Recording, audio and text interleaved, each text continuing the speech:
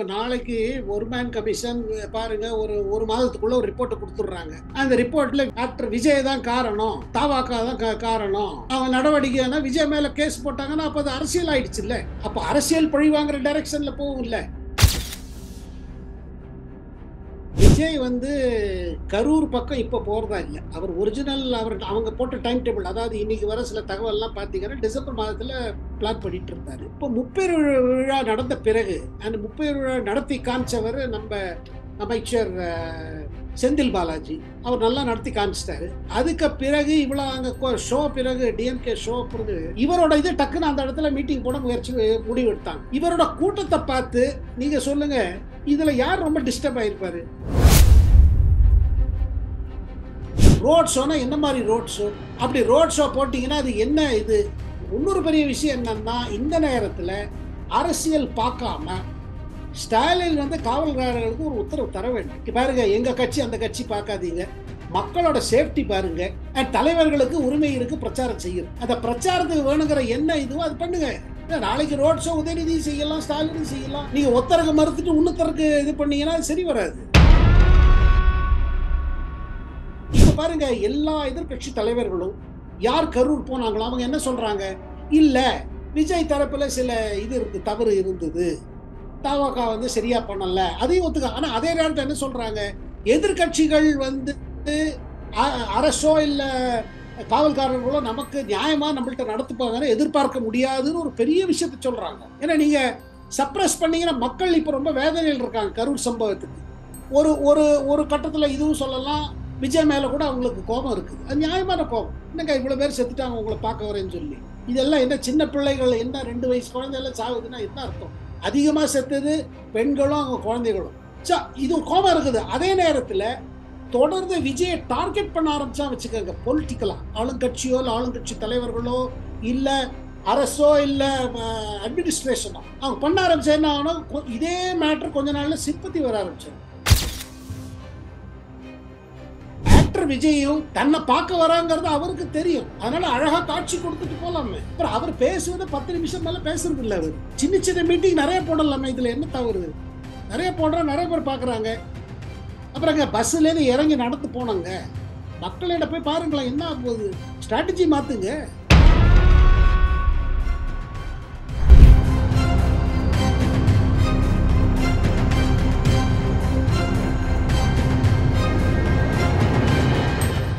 Real one உறவுகள் நண்பர்கள் அனைவருக்கும் வணக்கம். இன்று நம்மோடு இருப்பவர் மூத்த பத்திரிகையாளர் டெல்லி சேகர் ஐயர் அவர்கள். வணக்கம் சார். வணக்கம் சிவா சார். வணக்கம். அண்ணாமலை அவர்களை பொறுத்த வரைக்கும் இந்த one man commission Aruna Jagadeesan விசாரணையில எனக்கு நம்பிக்கை கிடையாது. ஏன்னா தூத்துக்குடி சம்பவத்திலையுமே எந்த விதமான ஆக்ஷன் எடுக்கப்படல. அதனால சிபிஐ விசாரணை வேண்டும் அப்படிங்கிற கோரிக்கையை தான் அண்ணாமலையும் முன் வச்சிருக்காங்க. எதிரில் இருக்கக்கூடிய எதிர்கட்சிகளும் பரவலாக முன்வைக்கிறாங்க. தாவேகா தரப்புல இருந்தும் சிபிஐ விசாரணை வேண்டும் அப்படின்னு தான் நீதிமன்றத்தை நாடி இருக்காங்க. இதை எப்படி சார் பாக்குறீங்க? நம்ம எந்த ஜட்ஜி மேலேயும் ஒன்றும் நம்ம கேள்வி குறி வைக்க கூடாது. அதே நேரத்தில் இந்த தூத்துக்குடி பத்தி சொல்றாங்க. தூத்துக்குடி சம்பவத்தில் ரிப்போர்ட் எப்படி இருந்துச்சு, அதுக்கு பிறகு மாநில அரசு எப்படி ஆக்ஷன் எடுத்தது பாருங்க. ஒரு ஒரு ரிட்டையர்டு ஜட்ஜ் என்கொயரிக்கு போடுறாங்கன்னா அவங்க மேல நம்பிக்கை இருக்குதா? நம்பிக்கை உள்ள ஜட்ஜ் பேர் தான் போடுவாங்க.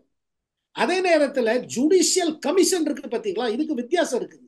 ஒரு ரிட்டையர்டு ஜட்ஜ் பண்ற என்கொயரியும் ஒரு ஜுடிஷியல் கமிஷன் அப்பாயிண்ட் பண்றதுக்கு வித்தியாசம் இருக்கு. ஜுடிஷியல் கமிஷன்னா தமிழ்நாடு அரசு மദ്രാസ് ஹைகோர்ட் சீஃப் ஜஸ்டிஸ்க்கு லெட்டர் எழுதணும். இது மாதிரி உங்க சிட்டிங் ஜட்ஜை ஒருத்தரை நீங்க இது பண்ணுங்க, நியமிங்க. அப்புறம் சிட்டிங் ஜட்ஜ் நடத்துற கமிஷனை தான் ஜுடிஷியல் என்கொயரி சொல்லலாம். இது ஜுடிஷியல் என்கொயரி இல்ல, is an enquiry by a retired judge. இதுல வித்தியாசம் இருக்குது. டிஎம்கே அரசு ஒரு ஜுடிஷியல் என்கொயரி போட்டிருந்தாலும் இந்த கோரிக்கை வராது, சிபிஐன்னு வராது. ஏன்னா ஜுடிஷியல்லாம் அவர் ஹைகோர்ட் ஜட்ஜு, சிட்டிங் ஜட்ஜு. அவர் கொடுக்குற ரிப்போர்ட்டுக்கு அது இது இருக்கும். ஏன்னா அவர் ஹைகோர்ட்லயே முன்னாடியே வைப்பாரு, அதுக்கு பவர் இருக்கும். ஜுடிஷியல் என்கொயரிக்கு இது இருக்குது. இது கமிஷன் ஆஃப் என்கொயரி ஆக்ட் கீழே தான் ஆர்டர் இஷ்யூ பண்ணணும். இதுவரை என்ன ஆர்டர் இஷ்யூ பண்ணியிருக்காங்க, எந்த மாதிரி இது என்னப்பா எவ்வளவு நேரம் கொடுத்துருக்காங்க, அதெல்லாம் இருக்குது. சிஎம் ஸ்டாலின் அவர்களே நேரடியாக அருணா ஜெகதீசனை நியமிச்சதான் எதிர்கட்சிகளை பொறுத்த வரைக்கும் எங்களுக்கு நம்பிக்கை இல்லை அப்படிங்கிற கருத்துக்களை முன்வைக்கிறாங்க. நீங்க சொன்னது போல நீதிமன்றம் ஒரு கமிஷனை போட்டிருந்தாங்க அப்படின்னா நம்பிக்கை வந்திருக்கும். ஏன்னா ஸ்பெஷல் இன்வெஸ்டிகேஷன் டீமுடைய விசாரணையை கூட தாவேக்கா சுட்டி காட்டியிருக்காங்க. எஸ்ஐடி விசாரணை போட்டா கூட ஓகே அப்படிங்கிற லெவலில் சுட்டி காட்டியிருக்காங்க. இப்படியான சூழ்நிலையில ஸ்டாலின் அவர்கள் வேக வேகமாக இந்த ஒன் மேன் கமிஷனை போடுவதற்கான காரணங்கள் ஏதாவது இருக்குமா சார்? இல்லைங்க, இப்ப நாளைக்கு ஒரு மேன் கமிஷன் பாருங்க, ஒரு மாதத்துக்குள்ள ஒரு ரிப்போர்ட்டை கொடுத்துட்றாங்க. அந்த ரிப்போர்ட்ல ஆக்டர் விஜய் தான் காரணம், தாவாக்கா தான் காரணம், அவங்க நடவடிக்கைன்னா விஜய் மேல கேஸ் போட்டாங்கன்னா அப்ப அது அரசியல் ஆயிடுச்சு இல்ல. அப்ப அரசியல் பழி வாங்குற டைரக்ஷன்ல போகும் இல்ல. இதனாலதான் நான் என்ன சொல்றேன்னு பாருங்க, இப்ப இப்ப இந்த மேட்டர் இப்ப ஹைகோர்ட்டுக்கு போறது கட்டாயம் போகுது. மெட்ராஸ் நம்ம மதுரை பெஞ்சில் இந்த மேட்டர் வருது. இதுக்கு பிறகு பாருங்க, இப்ப சென்னை உயர்நீதிமன்றமே ஒரு முடிவுக்கு வந்துச்சு வச்சுக்கோங்க, இது சிபிஐ கொடுத்துட்டோம்னு. அப்போ என்ன பண்ண முடியும்? Court order. இப்ப பாருங்க, சிபிஐக்கு எந்த கேஸ் போகாதுன்னு தமிழ்நாடு ஒரு ஜியோ போட்டு வச்சிருக்காங்க. மத்திய அரசு நினைச்சா சிபிஐ பண்ண முடியாது, ஏன்னா அந்த மாதிரி ஒரு ஜியோ இருக்குது. ஆனா கோர்ட் ஆர்டர் பண்ணிச்சுன்னா நீங்க என்ன பண்ணுவீங்க? இப்போ சென்னை உயர்நீதிமன்றம் சொல்லிச்சு வச்சுங்க சிபிஐ போடுங்கன்னு. ஏன்னா சிபிஐ கேட்கறதுக்கு ஒரு இது இருக்குது, ஏன்னா அதுக்கு ஒரு நியாயம் இருக்குது. காரணம் என்னன்னா, நீங்க தமிழ்நாடு பாருங்க, தமிழ்நாடு எஸ்ஐடி போட்டா கூட தமிழ்நாடு போலீஸ் ஆபீசர்ஸ் இருப்பாங்க. ஆல்ரெடி உங்களுக்கு போலீஸ் அதிகாரி, மேல் அதிகாரி, நம்ம additional DGP law and order ஒரு கருத்து வச்சுட்டார். அந்த கருத்து பிரகாரம் என்ன, முழுமையா இந்த சம்பவத்துக்கு காரணம் போலீஸ்காரர்கள் அல்ல, இதுக்கு முழுமையா காரணம் இவங்க தான், நம்ம விஜய், அவங்க கட்சி, அவங்க நிர்வாகிகள், அவங்க தொண்டர்கள், அவங்க சரியா கண்ட்ரோல் பண்ணல, எங்க பேச்ச கேட்கல. இது ஆல்ரெடி விஜயை கில்ட்டி டிக்ளேர் பண்ணியாச்சு. கமிஷன் ஆஃப் என்கொயரி ஒரு பக்கம் இருக்கட்டும், இன்னொரு பக்கம் இவ்வளவு பெரிய உயர் போலீஸ் அதிகாரி கூற பிறகு வேற மாற்று கருத்து டிஎம்கே அரசுக்கு இருக்காது. இதுதான் அவர் சொல்லுவதுதான் ஸ்டாலின் கருத்து, அவர் சொல்லுவதுதான் இந்த தமிழ்நாடு அரசோட கருத்து. அது உங்களுக்கு தெரிஞ்சு போச்சு. இதுக்கு மேல என்ன அருணா ஜெகதீசன் ரிப்போர்ட்ல வரப்போகுதுதான் பார்க்கணும். அவங்க என்ன சொல்ல போறாங்க, அவங்க என்ன ரிப்போர்ட்ல வைக்க போறாங்க. இவர் சொல்றதுதான் அதுலயும் வரப்போகுது, இது பெருசா வித்தியாசம் இருக்காது. அப்படி இருக்கும் பொழுது அருணா ஜெகதீசன் ரிப்போர்ட் என்னவா இருந்தாலும் சரி, சிபிஐ என்கொயரிக்கு ஒரு இது இருக்கும், ஒரு கட்டாயமா ஒரு கோரிக்கை மெட்ராஸ் ஹைகோர்ட்ல வரும் மேட்டரு. அந்த மேட்டர் பிறகு எப்படி முடிவு அவங்க எடுப்பாங்கிறத பார்க்கணும். சார், இப்போ கரூர் பிரச்சாரத்துல விஜய் அவர்கள் ஈடுபட்டு இருக்கும் போது தாவேகா தரப்புல இருந்து முன்வைக்கக்கூடியது 4 ஆம்புலன்ஸ்கள் உள்ள திடீர்னு வந்தாங்க, மக்கள் கூட்டத்துல வந்துட்டு சென்றாங்க அப்படிங்கிற கருத்துக்களையும் முன்வைக்கிறாங்க. அதே நேரத்துல விஜய் மீது செருப்பு வீச்சு நடத்தப்பட்டது, அதாவது அங்க கூடியிருந்தவர்கள் தாவேகா நிர்வாகிகள், எங்களுடைய தொண்டர்கள், நிர்வாகிகள், ரசிகர்கள் விஜய் மீது செருப்பு வீச்சுல ஈடுபட மாட்டாங்க, ஆனா அங்கு மர்ம நபர்கள் இருந்தாங்க, அவங்க தான் செருப்பு வீச்சுல ஈடுபட்டாங்க. சோ இது போன்ற விமர்சனங்கள் முன்வைக்கப்படுகிறது. சோசியல் மீடியாக்கள்லயுமே இது போன்ற வீடியோக்கள் வலம் வந்துட்டு இருக்கு. இதை எப்படி சார் பாக்குறீங்க? இல்லைங்க, இது ஒண்ணே ஒண்ணு. இவர் விஜய் கரூர் பக்கம் இப்ப போறதா இல்லை. அவர் ஒரிஜினல் அவங்க போட்ட டைம் டேபிள், அதாவது இன்னைக்கு வர சில தகவல் எல்லாம் பாத்தீங்கன்னா டிசம்பர் மாதத்துல பிளான் பண்ணிட்டு இருந்தாரு. இப்போ முப்பெரு விழா நடந்த பிறகு அந்த முப்பெரு விழா நடத்தி காமிச்சவர் நம்ம அமைச்சர் செந்தில் பாலாஜி, அவர் நல்லா நடத்தி காமிச்சிட்டாரு. அதுக்கு பிறகு இவ்வளவு அங்க ஷோ பிறகு டிஎம்கே ஷோ பிறகு இவரோட இது டக்குன்னு அந்த இடத்துல மீட்டிங் போட முடிவு எடுத்தாங்க. இவரோட கூட்டத்தை பார்த்து நீங்க சொல்லுங்க, இதுல யார் ரொம்ப டிஸ்டர்ப் ஆயிருப்பாரு? செந்தில் பாலாஜி, திமுகவுக்கு டிஸ்டர்பன்ஸ் ஏற்பட்டிருக்கும். இல்ல, இவ்வளவு கூட்டம் அப்புறம் நம்ம ஏரியால வந்துருச்சேன்னு கட்டாயமாக செந்தில் பாலாஜி நினைத்தாரோ இல்லையோ, அவரோட தொண்டர்கள், அவர் கூட வேலை செய்பவர்கள், அவருக்கு கூட அசிஸ்டண்டா இருக்கிறவங்க, அந்த பொலிட்டிக்கல் மேட்டர்ஸ் பாக்குறவங்களுக்கு ஒரு டிஸ்டர்பன்ஸ் தானே. இவ்வளவு பெரிய மீட்டை கூப்பிட்டாரு, ஏன்னா கட்டாயமாக செந்தில் பாலாஜி பாக்குறதுக்கு இவ்வளவு கூட்டம் வராது. தேர்தலில் போட்டா கூட இவ்வளவு பெரிய மீட்டிங் வராது. கூட்டத்தை அலை மாதிரி இழுக்கிற சக்தி, கந்த சக்தி விஜய்க்கு தான் இருக்குது. ஸோ இந்த மீட்டிங்க்கு பிறகு, இந்த மீட்டிங் நடக்கும் பொழுது இந்த மாதிரி சம்பவங்கள் இது நடந்ததா இல்லையா நமக்கு தெரியாது. ஆனா பல தகவல்கள் என்னன்னா, செருப்பு விட்டு அடிக்கப்பட்டது, சில இடத்துல தடியடி இருந்தது கூட சொல்றாங்க. அதை அவர் மறுத்துட்டார். நம்ம additional DG law and order மறுத்துட்டார், அந்த மாதிரி ஒன்றும் லாட்டி சார்ஜ் பண்ணலன்னு. ஆனா சில வீடியோ வருது, போலீஸ்காரங்க வழி விடுவதற்காக போலீஸ்காரர்கள் இது பண்றாங்க. இதுல இதுல என்ன சொல்லப்படுறது, ஆம்புலன்ஸ் இவரை கூப்பிடுறாரு, இது வீடியோ இருக்குது, விஜய் கூப்பிடுறாரு ஆம்புலன்ஸ் வழி விடுங்க சொல்றது. இதுல பிரேமலதா என்ன சொன்னாங்க, சில கட்சி கொடிகளோட இருந்த ஆம்புலன்ஸ் வந்ததுன்னாங்க. அத பிறகு அரசு ஆம்புலன்ஸ். ஆனா ஒண்ணுங்க, அன்னைக்கு கரூர்ல ஊர்ல இருந்திருக்காரு செந்தில் பாலாஜி. அதனால்தான் அவர் உடனடியாக போக முடிஞ்சது மருத்துவமனைக்கு. ஸோ எங்கேயோ ஒரு இடத்துல பார்த்தீங்கன்னா அவரும் இந்த சம்பவத்தை பார்த்துட்டு அவருக்கு இன்னைக்கு விஜய் வராரு, நம்ம மாவட்டத்தில் என்ன செய்ய போறாரு, நம்ம ஊர்ல என்ன பண்ண போறாரு, எவ்வளவு பலம் காமிக்க போறாருன்னு அவரும் ஒரு கவலையில் இருந்திருப்பார். பாருங்க, தேர்தல் வர நேரத்தில் இதெல்லாம் ரொம்ப இதுங்க. ஆனா அதே நேரத்தில் இந்த மேட்டர்ல இது சம்பவம் பின்னாடி ஏதாவது ஒரு சதி இருக்கா இல்லையா நம்ம சொல்ல முடியாது. ஆனா கட்டாயமாக என்ன ஆகும் பார்த்தீங்கன்னா, விஜய்க்கு கூட்டம் வர வர ஆளுங்கட்சிக்குள்ள ஒரு பெரிய டிஸ்டர்பன்ஸ் இருக்குது. ஸோ ஆளுங்கட்சி தொண்டர்கள் அவர்கள் தலைவர்கள் கூறியது செய்வாங்கன்னு நான் சொல்லல, அது குற்றச்சாட்டா இருக்கும். பட் கட்டாயமாக தொண்டர்கள் அந்தந்த ஏரியாவில் இருக்கிறவங்க அவங்க டிஸ்டர்பன்ஸ் பண்ணி ஏதாவது டிஸ்டர்பன்ஸ் பண்ணலாம்னு சொல்லுவாங்க. இது தமிழ்நாடு அரசியல புதுசு இல்லைங்க. ஏங்க எம்ஜிஆர் போகும்போது அவங்களை டிஸ்டர்ப் பண்ணலையா? கலைஞர் இருக்கிற காலத்திலேயே ஒன்னே ஒன்று என்னன்னா, எம்ஜிஆர் கூட பார்த்தீங்கன்னா இந்த மாதிரி ரோட் ஷோ பண்ண மாட்டாரு. அவருக்கும் அலையாலையா வருவாங்க பார்க்கறதுக்கு அவரை. ஆனா அங்கங்க அவர் நின்று பார்த்து பேசுவாரு. இவர் பஸ்லயே உட்காந்துட்டு போறாரு, பஸ்லயே கை காமிக்கிறாரு, அப்புறம் மேல வர்றாரு. அப்புறம் இப்ப கூட என்ன சொல்றாங்கன்னா, அவர் வெகு நேரம் வெகு தூரம் பஸ்லயே உள்ள இருந்தாரு, பஸ்ல லைட் இல்ல, அவர் தன் முகத்து மேல. இப்ப பாருங்க, ஜெயலலிதா அம்மா போகும்போது அந்த வண்டியிலேயே அவர் முகத்து மேல லைட் இருக்கும், அதை நோட் பண்ணியிருப்பீங்க. ஸ்டாலின் சார் போகும்போது அவர் மூஞ்சியில லைட் இருக்கும், அந்த வண்டிக்குள்ளே பஸ்ஸுக்குள்ளே இருக்கும், அந்த வேனுக்குள்ளே, ஸ்பெஷல் வேன். பிரதமர் போகும்போது பாத்தீங்கன்னா பிரதமர் வண்டியில இந்த லைட் ஆன் பண்ணிடுவாங்க. ஏன்னா அவர் முகத்துல தெரியும். ஏன்னா ஈவினிங் அப்புறம் உங்களுக்கு தெரியாது இல்ல யாரு போறாங்கன்னு. இவர் வண்டியில முழுக்க லைட் அணைஞ்சிருக்குங்கிறாங்க. அதனால்தாங்க இதுல ஒரு புரோட்டோகால் வேணுங்க. ரோட் ஷோனா என்ன மாதிரி ரோட் ஷோ? அப்படி ரோட் ஷோ போட்டீங்கன்னா அது என்ன இது?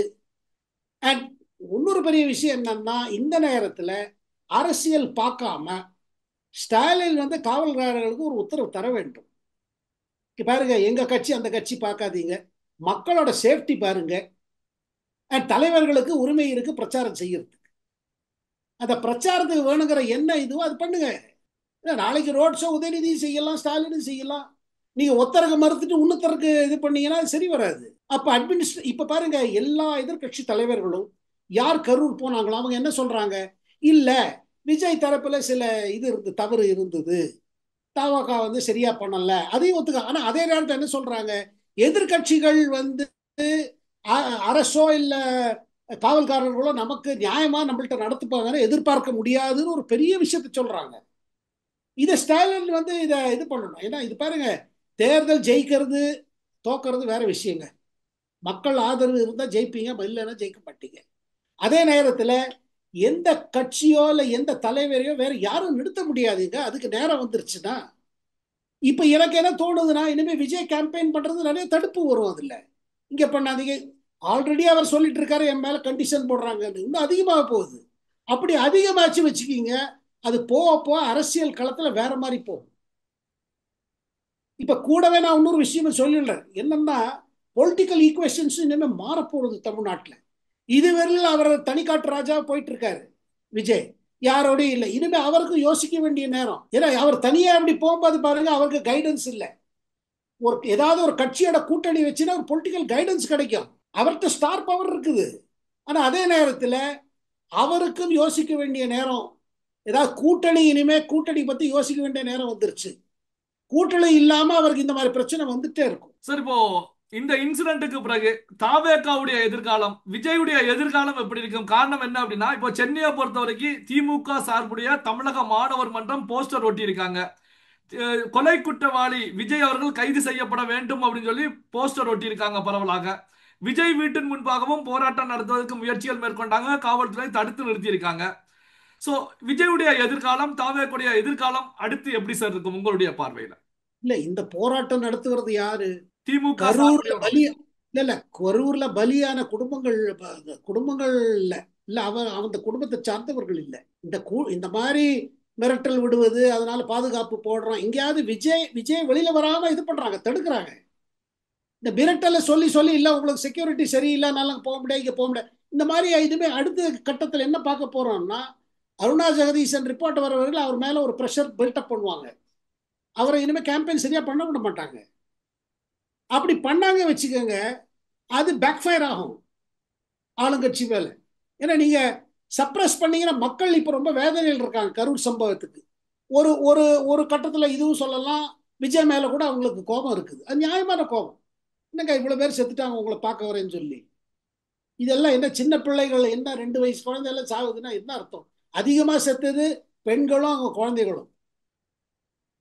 இது கோபம் இருக்குது. அதே நேரத்துல தொடர்ந்து விஜயை டார்கெட் பண்ண ஆரம்பிச்சா வச்சுக்கோங்க, பொலிட்டிக்கலா ஆளுங்கட்சியோ இல்ல ஆளுங்கட்சி தலைவர்களோ இல்ல அரசோ இல்ல அட்மினிஸ்ட்ரேஷனோ அவங்க பண்ண ஆரம்பிச்சா என்ன ஆகணும், இதே மேட்டர் கொஞ்ச நாள்ல சிம்பத்தி வர ஆரம்பிச்சிடும். இப்ப பாருங்க, அவர் வருத்தப்பட்டு இப்ப 20 லட்சம் ரூபாய் சொல்லியிருக்காரு.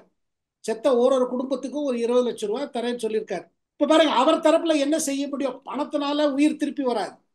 இது அவரும் ஒத்துக்கிறாரு, அவரே சொல்றாரு. அதே நேரத்தில் நீங்க ஆக்டர் விஜயோட அரசியல்ல இந்த மாதிரி ஒரு இப்படி பண்ணி இவர் அமைக்கலாம் அப்படிங்கிறது முடியாது. ஏன்னா தேர்தல் நேரம் இருக்குதுங்க. இது இது என்னமா அதே மாதிரி என்ன மாதிரி அவர் மேல் கேஸ் போடுவாங்க. கட்டாயமா கேஸ் போடாம இருக்க மாட்டாங்க. கேஸ் போட்டு அவர் அரெஸ்ட் பண்றதுக்கு கூட இது பண்ணுவாங்க. ஆனா இந்த நேரத்தில் கொஞ்சம் தயங்குறாங்க. அதனால்தான் அருணா ஜெகதீசன் ரிப்போர்ட் வரட்டும் அப்புறம் பார்த்துக்கலாங்கிறாங்க. ஆனா கட்டாயம் என்ன பாருங்க, அவரோட கேம்பெயினுக்கு பிறகு கட்டாயமாக டிஎம்கேல ரேங்க் அண்ட் ஃபைல்ல ஒரு இது இருக்குது, ஒரு ஒரு ஷாக் இருக்குது. இந்த சம்பவத்துக்கு முன்னாடியே சொல்றேன், இவர் இவ்வளவு கூட்டம் வருது. முதல்ல அவங்க என்ன நினைச்சாங்க, எதிர்கட்சிகள் ஓட்டு தான் சிதறப்படும், இதனால நமக்கு லாபம் இருக்குன்னு நினைச்சாங்க. இப்ப என்னடா அது ஆட்டை கடிச்சது மாட்டை கடிச்சு இப்ப தனியா கடிக்க வருது. இந்த புது கட்சி புது இயக்கம் அவங்கள பாதிக்க வருது. அதனால இனிமே என்ன பண்ணுவாங்க, தடைகள் நிறைய போடுவாங்க. ஆனா விஜய் தடை மீறி அவர் இப்போதைக்கு இருக்கிற ஒரு செட்பேக் இருக்குது. ஆனா கட்டாயமான, அதனாலதான் சொல்றேன், இனிமே அவருக்கு யோசிக்க வேண்டிய நேரம். சார், இப்ப எடப்பாடி பழனிசாமி அவருடைய பிரச்சாரத்திலையும் இந்த ஆம்புலன்ஸ் அப்படிங்கிற விவகாரம் மிகப்பெரிய பேசுபொருளாக இருந்தது. அதாவது பிரச்சாரத்துக்கு இடையில ஆம்புலன்ஸ் வந்தது, அதிமுக தொண்டர்கள் ஆம்புலன்ஸை தடுத்து நிறுத்தியது, இதெல்லாமே பேசுபொருளா போனது. அதே போல இப்ப விஜயுடைய பிரச்சாரத்துக்குள்ளேயும் ஆம்புலன்ஸ் பேசுபொருளாக இருக்கிறது. அப்போ ஆம்புலன்ஸ் அரசியல் அப்படிங்கிற விஷயம் ஏதாவது புதிதாக இருக்கிறதா சார்? எப்படி? இல்லைங்க, இபிஎஸ் மீட்டிங்ல ஆம்புலன்ஸ் ஒரு சந்தேகமாக தான் இருந்துச்சு. அது ஒரு காலி ஆம்புலன்ஸா இருந்தது. அந்த டிரைவர் ஓட்டிட்டு வந்தாரு. கேட்டா ஒரு கால் வந்துருச்சு, அந்த காலுக்கு போனேன் அப்படிங்கிறாரு. அவ்வளவு கூட்டத்தில் ஒரு ஆம்புலன்ஸ் அந்த இடத்துல டிஸ்டர்பன்ஸ் பண்ணும். அது வேணுட்டு செய்யப்பட்டதானே வந்தது. அதனால்தான் சில அதிமுக தொண்டர்கள் தாக்கியதாக ஒரு புகார் வந்தது. இந்த இடத்துல பாத்தீங்கன்னா ஆம்புலன்ஸ் வர்றதுக்கு இடமே இல்லை, வழியே இல்லாம ரொம்ப ஆம்புலன்ஸ் உள்ள வர்றதுக்கும் வழி இல்லை, போறதுக்கும் வழி இல்லை. இது மேட்டர் வேற. ஆனா ஒண்ணுங்க, இந்த மாதிரி கூட்டத்துல ஒண்ணு இல்லைங்க, பாம்புன்னு கத்தினா கூட மக்கள் இதாயிடுவாங்க. இவ்வளவு கூட்டம் ஒண்ணு இல்ல, சும்மா ஒண்ணுமே இல்லாம யாராச்சும் ஆரம்பிச்சாங்க வச்சுக்கோங்க, இல்ல பாம் கத்தினா வச்சுக்கோங்க, மக்கள் உடனே பதறி போயிடுவாங்கல்ல. அதான் பாருங்க, இவ்வளவு கூட்டத்தை ஒன்னா சேர்க்க கூடாது. சேர்த்தீங்கன்னா அதுக்கு வழி இருக்கணும் அவங்க போறதுக்கு. அண்ட் ஆக்டர் விஜயும் தன்னை பார்க்க வராங்கிறது அவருக்கு தெரியும். அதனால அழகா காட்சி கொடுத்துட்டு போலாமே. அப்புறம் அவர் பேசுவதை 10 நிமிஷம் மேல பேசுறது இல்லை. அவரு சின்ன சின்ன மீட்டிங் நிறைய போடலாமே, இதுல என்ன தவறு? நிறைய போடுற, நிறைய பேர் பாக்குறாங்க. அப்புறம் பஸ்ல இருந்து இறங்கி நடந்து போனாங்க, மக்களிடம் போய் பாருங்களேன் என்ன போகுது. ஸ்ட்ராட்டஜி மாத்துங்க. அவர் மாத்துவாரு, மாத்தாம இருக்க மாட்டாரு. இந்த சம்பவங்கள்லாம் இப்போ அவர் அதிர்ச்சி அடைஞ்சு கிடக்குறாரு. அவருக்கு தெரியும் அவரோட அரசியல் எதிரிகள்லாம் இப்போ பெரிய பிளான் போட்டுட்டு இருக்காங்க அவரை கம்ப்ளீட்டா இது பண்றதுக்கு. ஆனா அதே நேரத்தில் மக்களும் பார்த்துட்டு இருக்காங்க என்ன நடக்குது, எது நியாயம், எப்படி நடவடிக்கை யார் எடுக்கிறாங்க, யார் மீது, அதையும் பார்த்துட்டு இருக்காங்க. பல்வேறு முக்கியமான தகவல்களை நம்முடைய உறவுகளுடன் பகிர்ந்து கொண்டதற்கு நன்றி சார். நன்றி சிவா சார், நன்றி.